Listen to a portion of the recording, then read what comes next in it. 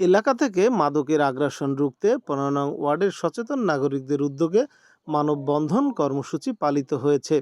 আজ দুপুরে জুমার নামাজের পর খালিশপুর আলমনগর মক্কি মাদানী জামে মসজিদ এলাকায় এ মানববন্ধনে উপস্থিত ছিলেন আব্দুস সালাম হাওলাদার, সম আব্দুর রহমান, আবুল কালাম জিয়া, বেল্লাল হোসেন সুমন, হারুনার রশিদ, বাবুল মুন্সি, আব্দুস সালাম মোল্লা, বাহারুল ইসলাম বাহার, জাহাঙ্গীর ফরাজি, রুহুল আমিন হাওলাদার, মাসুদ রানা, ইউসুফ আকন, রফিক মুন্সি, রফিক মিয়া, ফারুক পাটোয়ারি, মিজানুর রহমান, আল আমিন, নজরুল ইসলাম, মোহাম্মদ মিন্টু, হাসান পাটোয়ারি, শফিকুল ইসলাম সহ আরও অনেকে।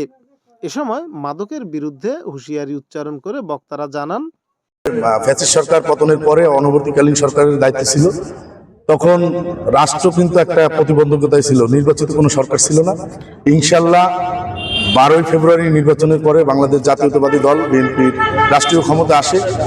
রাষ্ট্রীয় ক্ষমতায় আসার পরেই মাননীয় প্রধানমন্ত্রী জনাব তারেক রহমানের একটি ঘোষণা যে মাদক এবং অনলাইন জুয়ো এগুলো জিরো টলারেন্স। এবং আপনারা জানেন খুলনা 3 আসনের মাননীয় সংসদ সদস্য, সেই সংসদ সদস্য নির্বাচিত হওয়ার আগে একটা কথা বলেছে যে খুলনা 3 আসন সবার দায়িত্ব আমার, এবং পাশাপাশি খুলনায় কোনো মাদক বিক্রেতার কোনো ঠাঁই নাই, কোনো চোরের কোনো ঠাঁই নাই।